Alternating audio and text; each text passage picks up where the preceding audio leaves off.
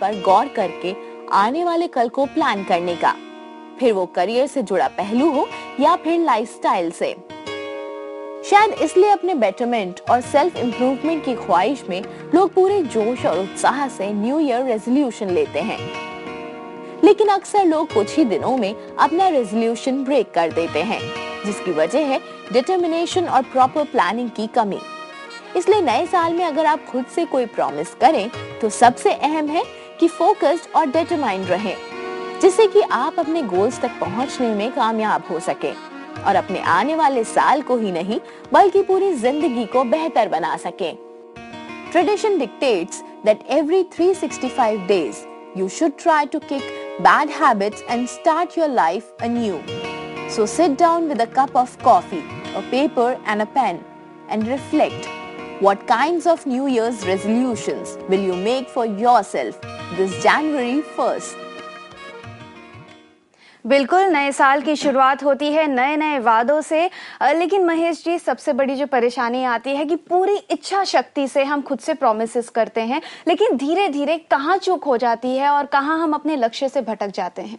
काजल, सबसे पहले इसमें देखें कि चूक शब्द का इस्तेमाल जब हम करते हैं तो हमारे सबकॉन्शियस को पता है कि हम उसको पूरा नहीं कर पा रहे जो रेजोल्यूशन हमने बनाया है। बेसिकली होता क्या है, हम स्टार्ट कैसे करते हैं, जब हम कोई रेजोल्यूशन बनाते हैं तो हमारी लाइफ का कोई ऐसा पार्ट जिसको हम इम्प्रूव करना चाहते हैं, कोई ऐसी हैबिट जिसको हम छोड़ना चाहते हैं, या कोई ऐसा स्टेप जिसको हम लेना चाहते हैं, उसको हम सोचते हैं दिमाग में।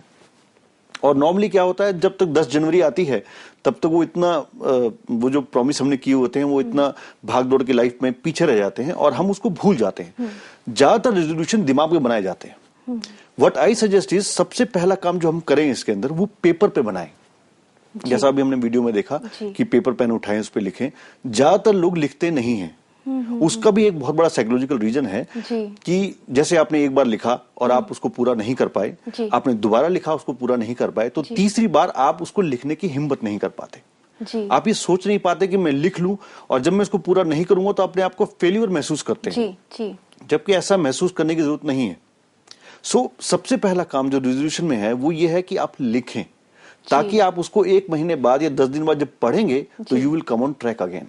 तो ये एक बहुत बड़ी चाबी हमें मिली है कि उस रेजोल्यूशन को आप एफर्म कर ले। जब आप उसको लिखेंगे तो एक एफर्मेशन हो जाएगी और आपका जो प्रॉमिस है वो और भी पावरफुल हो जाएगा। ये एक पहला इलाज है जिससे आप अपना रेजोल्यूशन पूरा कर सकते हैं। तो अगर आपके दिमाग में कुछ चल रहा है, जल्दी से पेपर पेन उठाइए और सबसे पहले उसे डॉक्यूमेंट कर ले, जिससे कि आप उसको रोज देख सके और उस पेपर को भी आप उस जगह पर रखें जहां पर आपकी रोजाना नजर जा सकती हो। दिन में एक बार उस पेपर पर नजर जरूर पड़ जाए, ताकि आपको याद आता रहे कि आपने खुद से कौन सा प्रॉमिस किया है जिसे आपको पूरा करना है। हमें दीपिका ने कॉल किया है उड़ीसा से। दीपिका जी कहिए। हेलो जी, गुड इवनिंग मैडम जी। डॉक्टर साहब को मेरा नमस्ते। नमस्कार जी। सर, मुझे ये पूछना था कि मेरा हर काम, मैं जानती हूँ पॉजिटिव थिंकिंग जरूरी है, पर मेरा हर काम नेगेटिव से ही शुरू होता है। मतलब मैं कुछ भी करना चाहती हूँ पहले नेगेटिव मेरा आ जाता है सामने कि करने से क्या होगा क्या नहीं होगा, क्या अच्छा होगा क्या बुरा होगा। जी तो दीपिका जी, ये एक जी हम कुछ भी जब सोचते हैं तो हम बहुत पॉजिटिवली सोचते हैं, लेकिन जब शुरुआत होती है तो परेशानियां आती हैं और वहां पे हमें एकदम से नेगेटिविटीज दिखाई देने लग जाती हैं। ऐसे में क्या करें? बिल्कुल ठीक है काजल, और दीपिका जी से मैं कहना चाहूंगा कि नॉर्मली यही होता है, हम ये सुनते आ रहे हैं कि पॉजिटिव सोचिए, पॉजिटिव करिए, लेकिन आपके साथ मैं एक सलाह आपको देना चाहूंगा और आपके साथ शेयर करना चाहूंगा कि जब भी आप वो पॉजिटिव सोचें तो आपके दिमाग में क्या क्या नेगेटिव आ रहा है उसको लिख लें। जी। कि मान लीजिए आपने सोचा कि मैं ये अच्छा काम करने जा रही हूं और एक नेगेटिव पीछे से आपके दिमाग में आया कि ये इसलिए नहीं होगा, आप उसको नोट डाउन कर लें, बिकॉज वही चीज है जो आपको पॉजिटिव नहीं सोचने दे रही।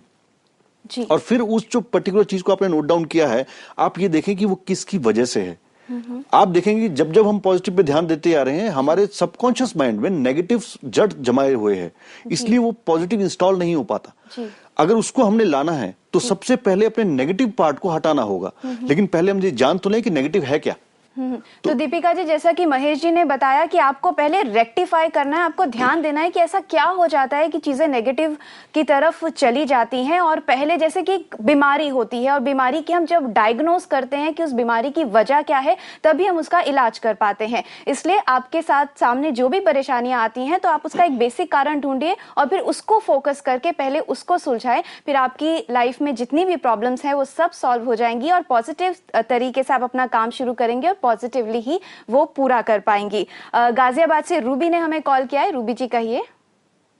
हाँ जी जी। मुझे ये पूछना है कि मैं हर साल ये रेजोल्यूशन लेती हूँ कि थोड़ा टाइम अपनी हेल्थ के लिए दूंगी जी। लेकिन ये कुछ दिन करती हूँ फिर भूल जाती हूँ।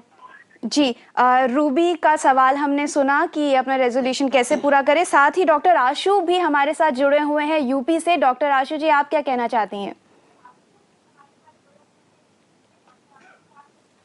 हाँ हेलो, मैं डॉक्टर आशु सिंह बलिया से बोल रही हूँ। जी। हाँ, गुड इवनिंग जी। मैं ये कहना चाहती हूँ कि मैं एक डॉक्टर होते हुए पूरा हम लोग का मतलब इतना ज्यादा बिजी शेड्यूल रहता है दिन भर का कि रात का 1 बज जाता है सोने में, 12-1 तो बज ही जाता है। जी। तो हम अपने हेल्थ के प्रति बहुत ज्यादा जागरूक नहीं हो पाते। मैं चाहती हूँ कि मैं सुबह 6 बजे उठ जाऊँ, हमेशा कई बार सोचा है कि सुबह 6 बजे उठ जाऊँ, पर नहीं उठ पाते हैं।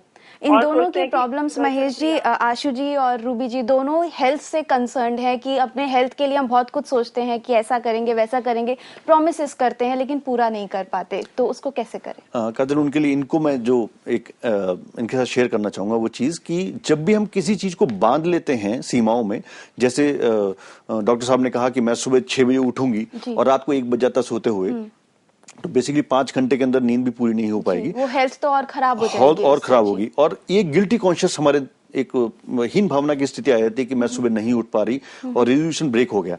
यहाँ पर मैं फ्लेक्सिबिलिटी की बात करूंगा कि अपने रेजोल्यूशन को इतना टाइट ना कर लें कि वो आपके ऊपर बर्डन बन जाए। जी। अगर आप सुबह नहीं उठ पाती डॉक्टर साहब, तो आप उस एक्सरसाइज के टाइम को किसी भी टाइम में ले सकती हैं। आप शाम को एक्सरसाइज कर सकती हैं, आप दोपहर को खाने के बाद जो रेस्ट का टाइम होता है उस टाइम पावर नैप का इस्तेमाल कर सकती हैं। इवनिंग के टाइम पर आपको जिम ज्वाइन कर सकती हैं अगर वहां पर जिम है, नहीं तो अपने घर के अंदर बैठ के 15-20 मिनट का टाइम ले सकती हैं। जरूरी नहीं है कि वो टाइम सुबह का ही हो। यानी कि आपका कहने का मतलब है कि हमें बहुत ज्यादा सुपरफिशियली ऐसे नहीं सोचना चाहिए और साथ ही हमें प्रैक्टिकली सोचना चाहिए कि हम कितना कर सकते हैं। और एक बात मैं आपको ये भी कहना चाहूंगी कि कुछ भी करने से पहले बेबी स्टेप्स लीजिए, छोटे छोटे अपने जो आपने टारगेट्स हैं वो सेट कीजिए। जैसा कि आशु जी ने आपने कहा था कि आप सुबह 6 बजे उठना चाहती हैं, तो एकदम से 6 बजे उठने का टारगेट ना करके आप ये सोचिए कि मैं पहले 8 बजे उठना शुरू करूंगी, फिर धीरे धीरे 7:30 बजे, 7 बजे और 6 बजे तक मैं पहुंचूंगी। संकल्प आप सिर्फ लास्ट मत, टारगेट मत सोचिए, ये सोचिए कि टारगेट मेरा ये है लेकिन यहां तक मैं पहुंचूंगी, ये संकल्प आप लीजिए। इससे आप जरूर आपने जो सोचा है वो आप पूरा कर पाएंगे। अभी वक्त है एक छोटे से ब्रेक का, हम जल्द लौटेंगे।